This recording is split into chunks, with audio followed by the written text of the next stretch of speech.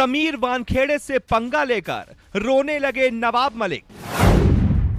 सिर्फ 100 घंटों में मोदी ने समीर वानखेड़े का बदला पूरा किया।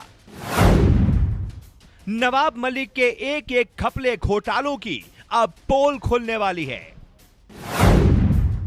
मलिक अब समीर वानखेड़े के पैरों पर क्यों गिरकर माफी मांगेंगे? अब फिर कभी कोई भ्रष्ट मंत्री किसी ईमानदार ऑफिसर से पंगा नहीं लेगा, फिर कोई किसी ईमानदार अधिकारी पर सवाल नहीं उठाएगा। इस खबर को जब आप देखेंगे तो आपको एक एक चीजें पता चल जाएंगी।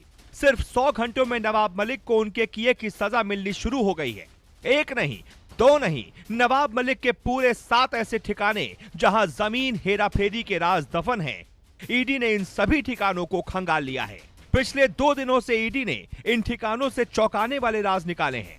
वो राज क्या है वो तो आगे बताएंगे, लेकिन पहले ये समझिए कि समीर वानखेड़े की ईमानदारी पर सवाल उठाने वाले नवाब मलिक खुद अंदर से कितने बड़े भ्रष्टाचारी निकले। पुणे के 2 कार्यकर्ता मुश्ताक और मुनव्वर खान ने इस घोटाले की शिकायत की। आरोप है कि वक्फ बोर्ड की जमीन पहले एक ट्रस्ट को ट्रांसफर की गई। नवाब मलिक के कुछ करीबी ट्रस्ट में बैठे थे। ऐसे लोगों ने ट्रस्ट की जमीन पर एक प्राइवेट बैंक से करीब 8 करोड़ का लोन पास करा लिया।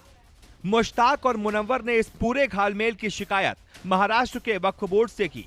महाराष्ट्र के वक्फ मंत्री नवाब मलिक शिकायत मिलने के बाद भी खामोश रहे।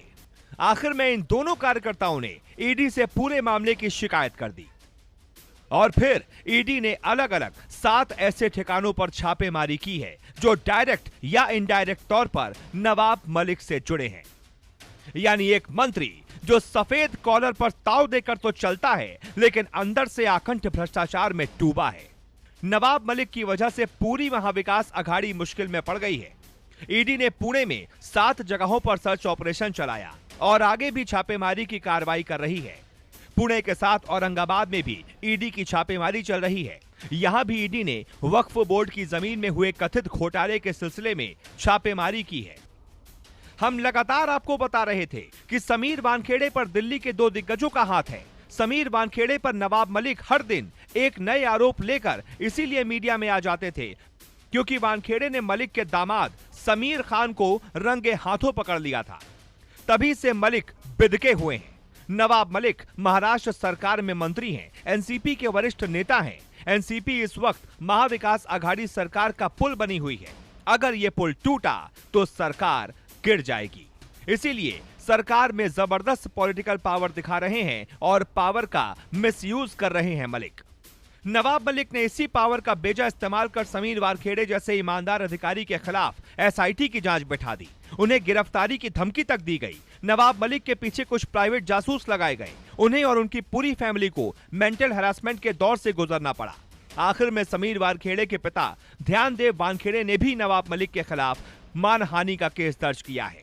नवाब मलिक के खिलाफ इतना बड़ा मानहानि का केस दर्ज हुआ है कि उसे चुकाते चुकाते फिर से कबाड़ी बेचने वाले धंधे में मलिक को उतरना ना पड़ जाए। समीर वानखेड़े प्रकरण में नवाब मलिक के खिलाफ करीब 200 करोड़ से ज्यादा का मानहानि का केस दर्ज है। Bureau report.